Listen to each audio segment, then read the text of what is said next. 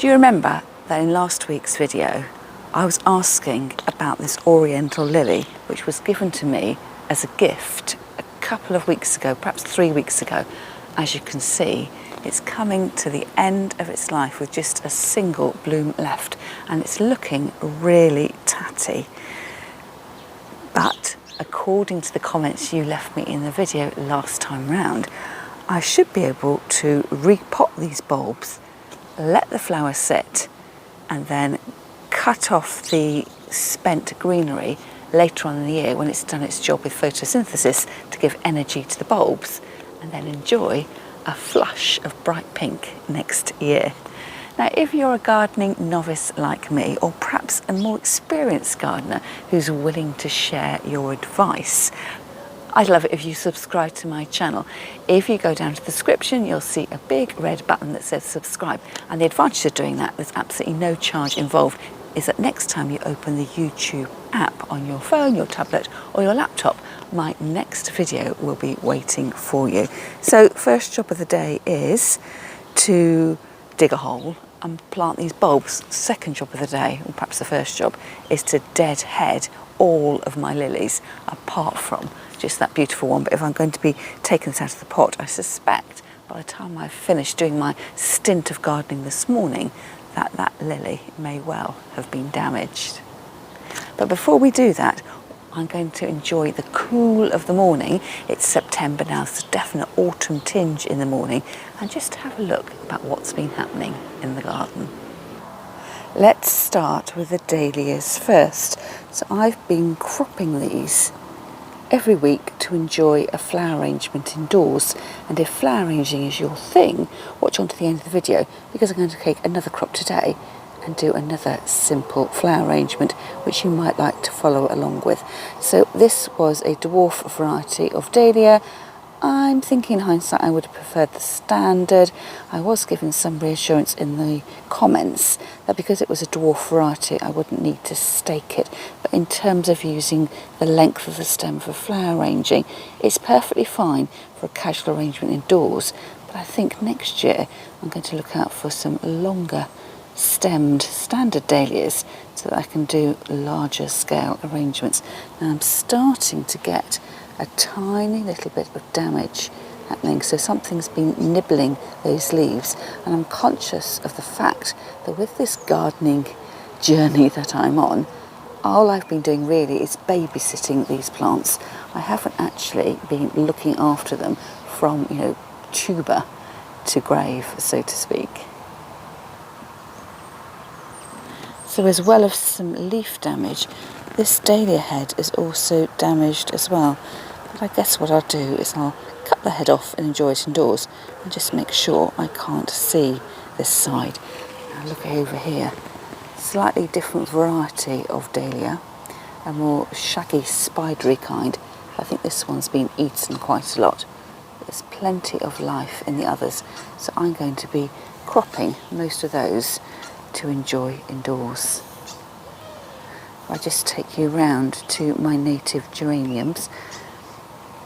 Again, a bit disappointed with my purchase here, but that was because I was in such an excitement to try and fill my garden out that again I picked the wrong variety.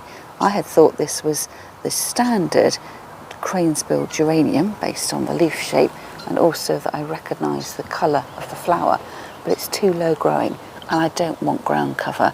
I want all my plants to have length to them so I can cut them, use them as cut flowers. And then what about that bay tree? 8 weeks ago that bay was cut down to the base when we had the garden cleared, so there's lots of lovely new growth there. I'm going to be making sure that I keep the bay under control. Originally it was probably 3 or 4 metres tall, but played a handy job in just sort of covering up this gap between us and the neighbours. So our garden is slightly on higher ground than our neighbours, so if I was to stand at that fence it would be about shoulder height on me, and I could get a really good view down into their garden. It's amazing seeing what nature does. There's little sprouts here coming up. Lots of lush growth. Now I would say on the whole, although bay is handy for flower arranging, I find the leaves on ours just a little bit too large. They're a great alternative to a laurel, which is super large, but I don't often use it really. I end up perhaps with some of the nice tips being used. And also I can see, because the bay tree's been cut back, I have got some longer lengths, so it would be quite good for making hand-tied bouquets. But what tends to happen with our bay is all the leaves get nibbled, so I don't know if that's a fungal disease or some insect pest. So I'm not going to rely on this for greenery. I think what I'm going to do is keep it very much under control, because like all trees, if you don't keep it under control, I'm thinking of eucalyptus here, if you don't constantly crop it, it just gets out of control and then it becomes too tall, and then you've got this huge problem about how you're going to keep it under control once it's way above your head. Look, I've got a companion with me this morning. That's Maggie, the dog. Now another reason I want to keep the bay under control is because of this climbing rose here. So I think this was originally my husband's intention, that the rose would grow through the bay tree, but the bay tree turned out to be the brute, and the rose has never really come to anything, although since this whole area's been cleared, it's been getting more sunlight. And this rose is called Ghislaine de Filingon, an orangey yellow climber. So I'm hoping that if I'm able to keep the bay tree under control, the rose will become the star of the show. So we have got the red here of the other climber, which has got the guy ropes connecting it to the rose trellis there. So hopefully that will all grow up too and just provide a bit more screen to my neighbours. And then we come round and I have spotted some new growth on the little frond of lilac, which is finally showing itself out of all that ivy. So I'm rather pleased to see that new bud there. But everything here is just ever so slightly precarious. The ivy has well and truly taken over, and even though I cut back lots of the ivy that had started to regrow last week, I can see that's going to have to be a weekly job. Now, can you see here the lovely dewdrops on the lilac? But what are this browning here? So is that another disease that I've got? What should I be doing about that? Just trying to get that in focus. Not sure that it wants to today. And then down at my feet I've got the foxglove and a windfall pear. So that seems to be doing okay. I just need to remember to keep watering it. It's been nibbled as well. And then on to the flowers. So the hydrangea looks absolutely spectacular. So the green petals, or bracts, turning pink around the edges. Still not quite right time for drying it. I did take in a little piece that got knocked and it just curled up rather than drying.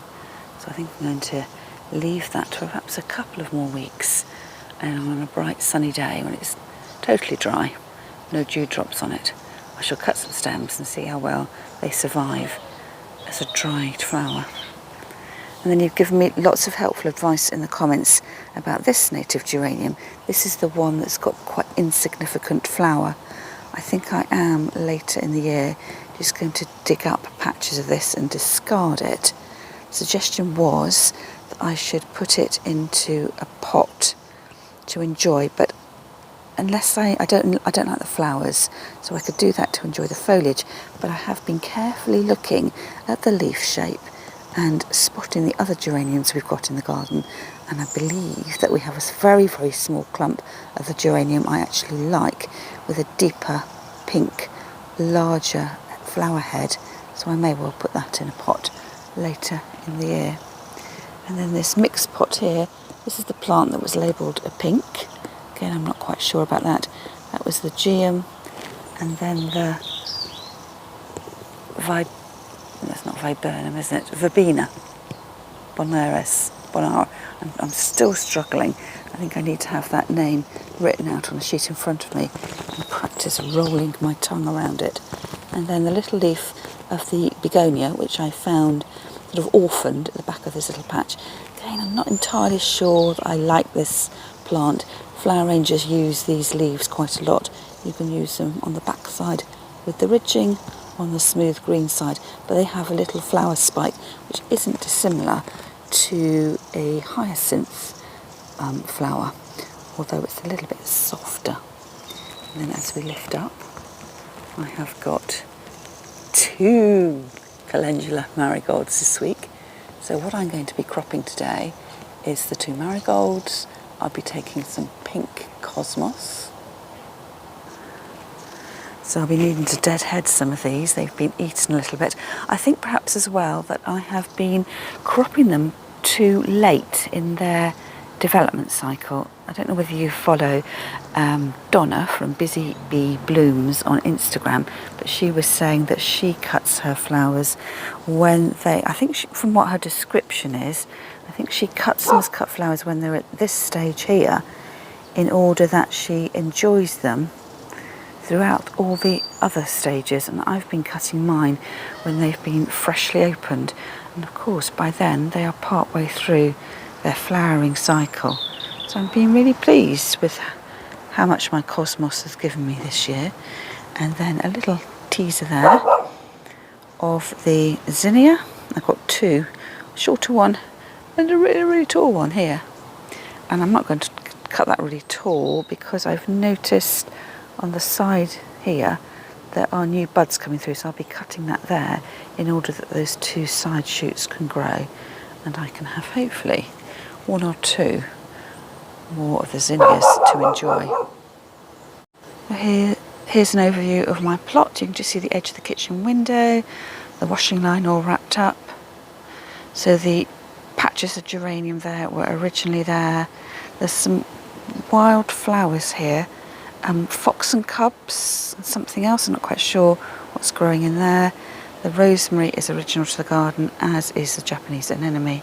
And then my plot finishes where the trunk of the tree is there, the pear tree. And you can see that my husband has started to plant some plants just to soften up the boundary fence.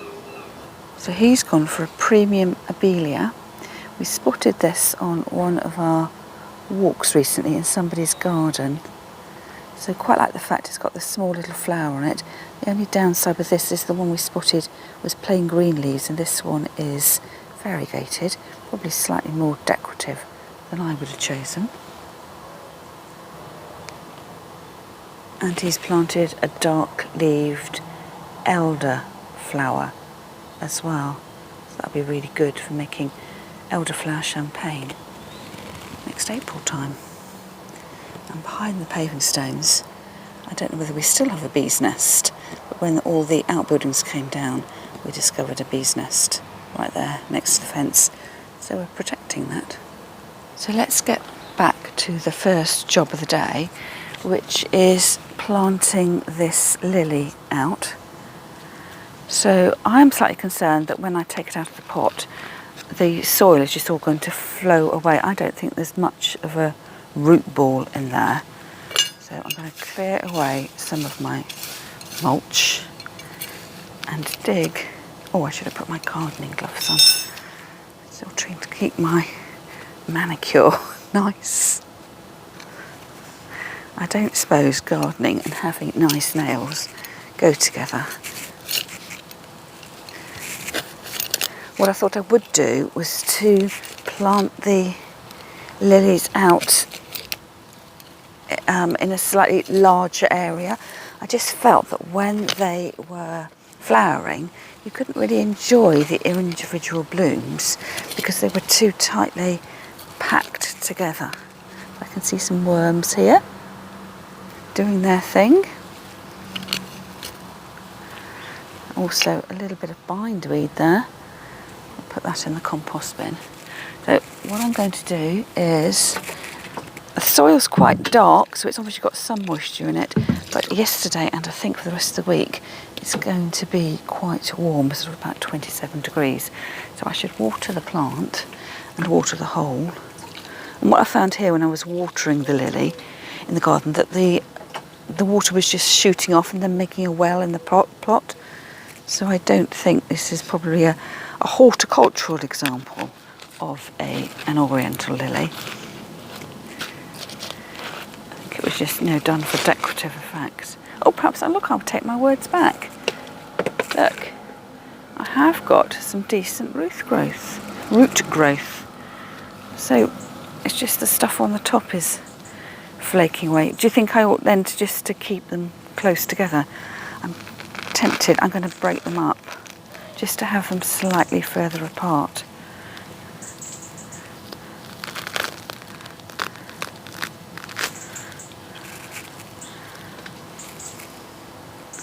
So I can see the bulb just there, and I'm rather surprised about the amount of roots it does have around it. So if I separate all of them out very carefully,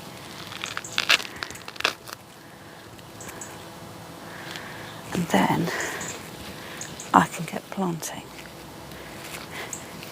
And of course, when you plant them, as I've discovered with my other plants, which have been planted in the decorative pots, once you take them out of their plastic pots, they all sort of sink much lower down into the ground.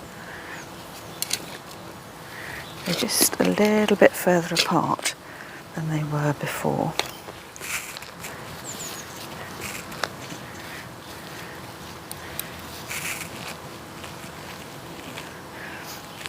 And then I'll deadhead them and then just tidy up in terms of where I can see the petals and the stamens have been caught up in the leaves. So firming them down into position. And then the last one is one that's still got the remnants of a half decent flower head.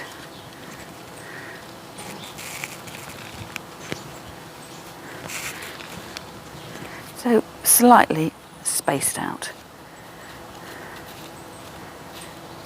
Picking the petals off the surface of the soil and then rolling all the rest of that surplus back with the mulch over the top. And then I will water that in.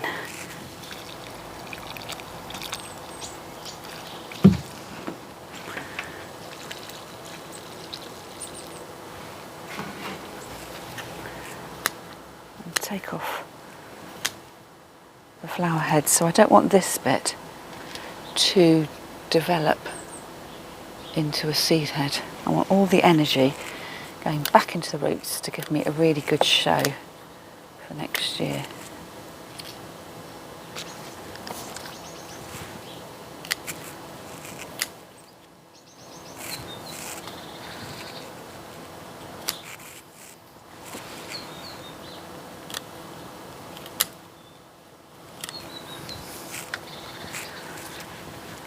A little bit of a tidy up with the petals. So what do you reckon? Will I have lilies growing here next year? And then the best bit, cropping my flowers to enjoy them as cut flowers indoors. So I'm going to go for both of the red dahlias.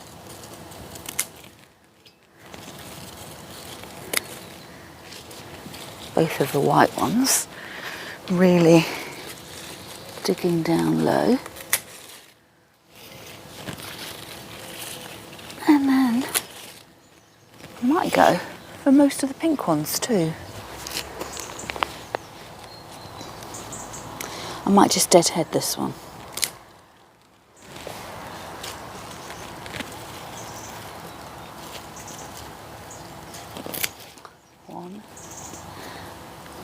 Deadhead that one as well.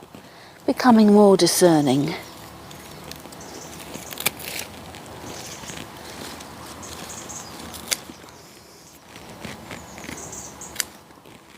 I've got 1, 2, 3 of the pink And oh, there's a huge slug there. So I guess I've answered my own question as to why the leaves and the flowers on my dahlias have suffered some damage. Got any slug advice? I think I'm going to crop big for everything else. First of all, deadhead cosmos.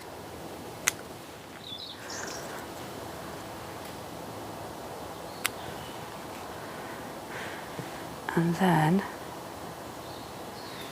cut myself some long stems, conscious of the fact that I guess it's coming towards the end of the season here. There's not enough left, not a lot left on the plant. We'll have to see whether anything else comes of that. And then the Physostegia. Lovely seed heads on it. I can see the seeds developing. Do you think they will just wind germinate? I'm not really into growing seeds. And the glorious Astrantia. Such a lovely deep purple. I'm going to cut half of that. And just leave half nodding on the plant so I can enjoy that from the kitchen window. Bit of deadheading here as well. Shall I throw the right plants into the compost heap?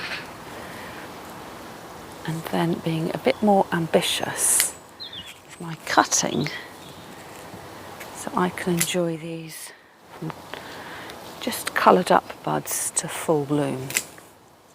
I can see that this plant needs to be watered, especially if it's going to be as hot as it was yesterday. So I shall do that as my last job of the morning.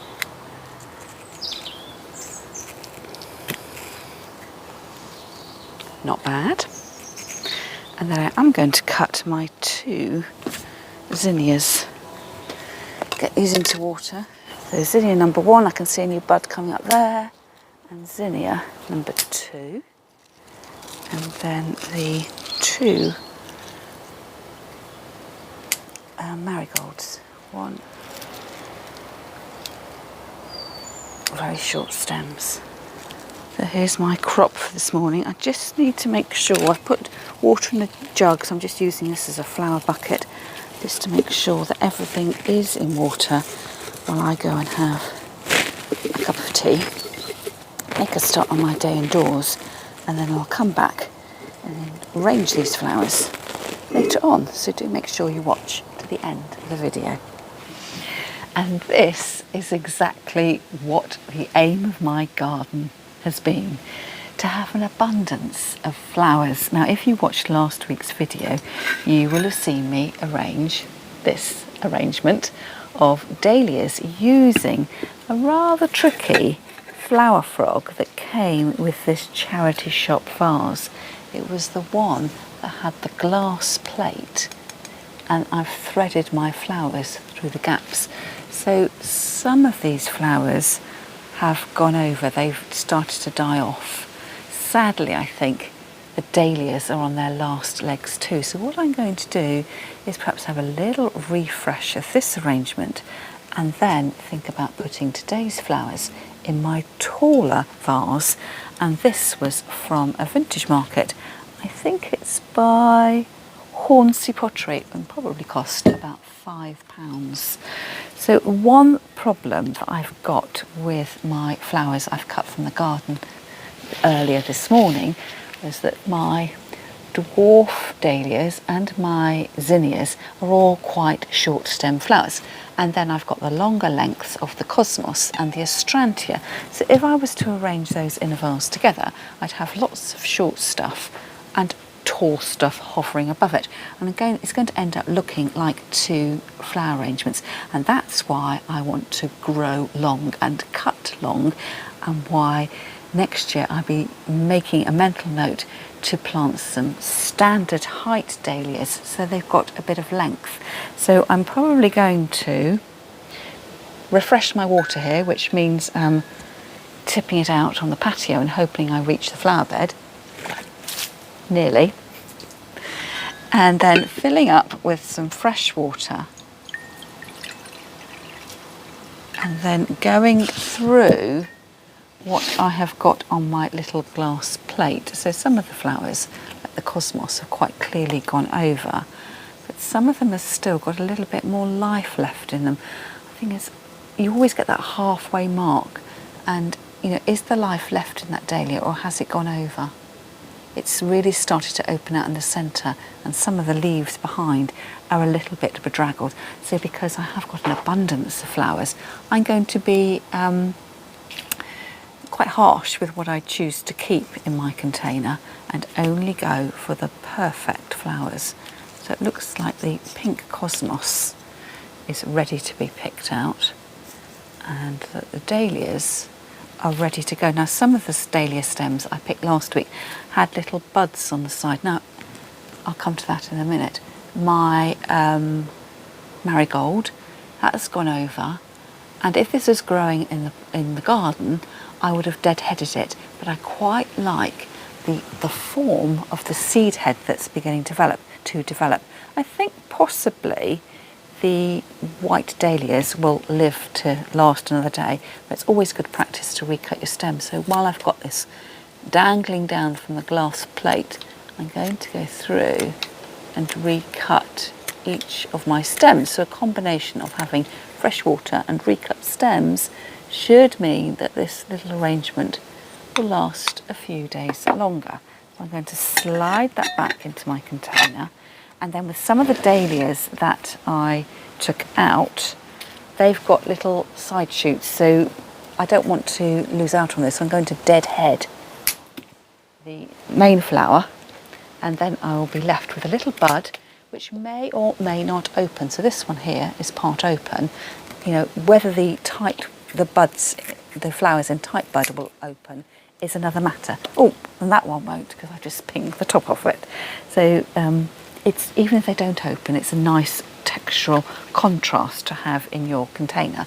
So I'm then going to go through with all my other shorter flowers. So starting off with more of the marigolds, the calendula, take off the lower stems, and I'm going to make sure, because my container has got these little handles on the side, I'm going to make sure that I decide which way's the front, and I want the handles to be side to side, and I'm going to find a gap in the container and add my flower in. And this way I'm not so much flower arranging as just poking a flower where the hole is, and because actually I haven't got an awful lot of flowers, although I want to kid myself that I've got an abundance of flowers, I just want to showcase each flower off, so I don't mind that there's quite a lot of space around these flowers. And even that I'm going to save is a little bit of the cosmos foliage. I've grown it and I want to be proud with what I've done. So let's see what I can do with these dahlias. Now, as I'm easing these dahlias out, some of the petals are shattering, they are falling onto the table. So I need to be firm but careful. And I think the one that has been losing petals is the one that was, I pointed out to you in the garden, this one here, it's just been nibbled slightly. So I could do is just pick off the petals that are showing signs of being nibbled by that slug. And what I did with the slug is I picked it up. I didn't pick it up myself. I picked it up on the trowel that I was using to plant my Oriental Lilies, and I just flicked it into my husband's side of the garden. That's okay, isn't it? I think the problem, because I'm quite sparse with flowers, is that you notice with the bits have been nibbled, and his part of the garden is absolutely chock-a-block with stuff. He's never going to notice whether he's got a bit more nibblage from one extra slug in his part of the garden.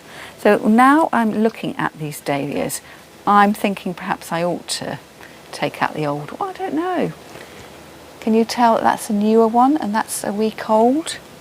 What I could do perhaps is pick out some of the offending petals on the back of this dahlia just to tidy it up. So I'm just doing this for my own pleasure. I'm not being a commercial florist here. All I'm trying to do is to get the most out of the flowers that I have put my effort into, if not growing, caretaking over the last few weeks. Great fun picking the petals off, but the only problem is you never quite know when to stop because the flowers are never perfectly circular. So I've drawn a halt. I'll pick off a few of those lower leaves, recut the stems and slide those back into the container. Now the problem I had last time I used this container, and the problem I'm getting now, is where you've got the leaf joint, it's a little bit fatter on the stem, and I can't get that through the little holes in my container. So I'm having to cut it a bit shorter to get to the thinner bit of the stem. And I think actually I'm going to have the same problem here too. I'm just momentarily going to put that in my bucket of water, see if I can find a slightly slimmer stem. Oh, I don't think that one's going to fit either. Aha, the red dahlia has definitely got a slimmer stem. So take off those bottom leaves, recut the stem, and I'm finding a hole and sliding the flower in. Something else jumped out when I did that. A little bit of cosmos. I can see I need to do a bit of deadheading with that cosmos. So I've got one flower left on it and two very tight buds, which I'm not sure will ever actually open.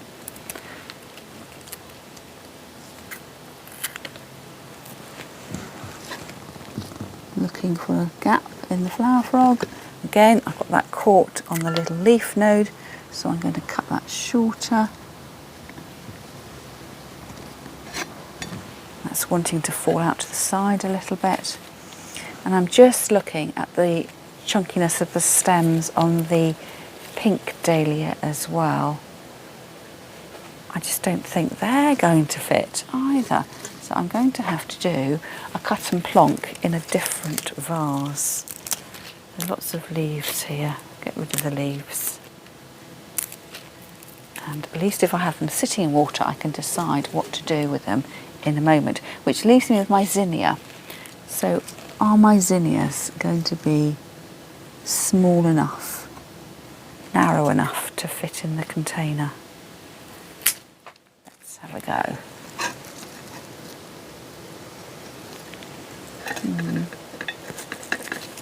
Taking a bit of the old cosmos foliage out to get this one more central.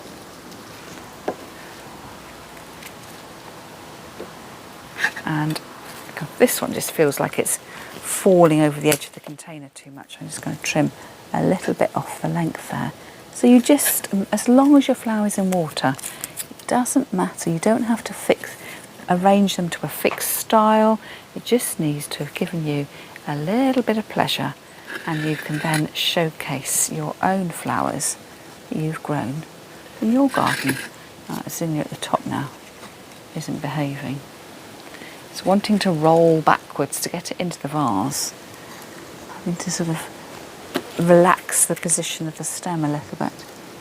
It's going in at a strange angle. So again, if it's not going the way you want, I've just cut it a bit shorter, and it seems to have locked more successfully in place. So a revamped arrangement showcasing my dahlias and zinnias there, and then let's move on to my tall vase, somewhere to put my tall flowers. So this is just going to be another cut and plonk, and this time I need to very carefully look at my stems, cutting off the bits that look a bit bedraggled, and then that greenery has browned off, and I want everything to look tip-top and fresh in the vase. So I'm just going to go through there and put it in, and as I put it in I realise that I've previously deadheaded or cut, so I don't want these truncated stems. And can you see, even though I thought I had quite a tall vase, the flowers look quite short in comparison. So what I'm going to do is I've got water in here, I'm going to get a plastic bag, push it down into the vase, and then it'll lift the bottom of the vase up a bit, and then my flowers will look more in proportion. I want them to stand something like that. So I've graded the recycling, and I have got a plastic bag here. I'm going to push into the container using a wooden spoon.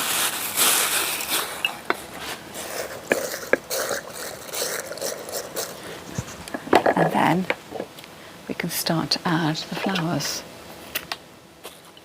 Can you see it just holds them up a little bit higher? Again, taking off the browned and discoloured leaves. Be careful not to damage any of the flowers. Recut the stems and slide those in too.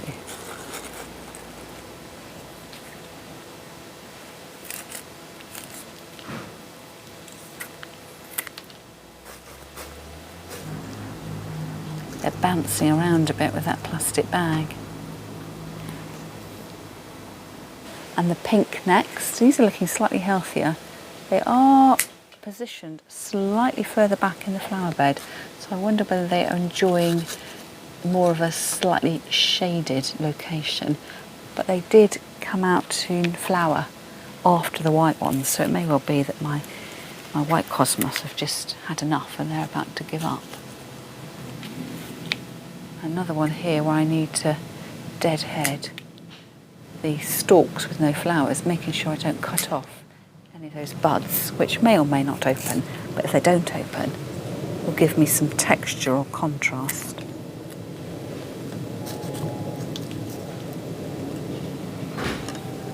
So a casual arrangement, as if I just picked them straight from the garden.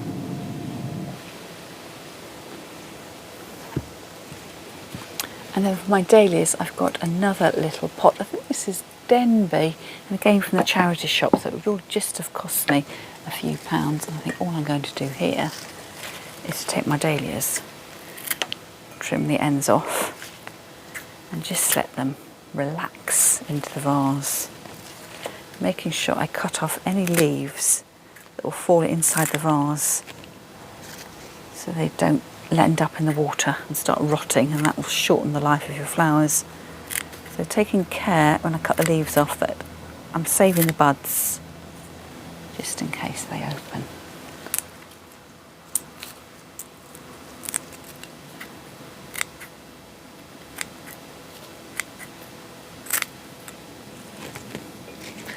And then add to that my deep burgundy astrantia.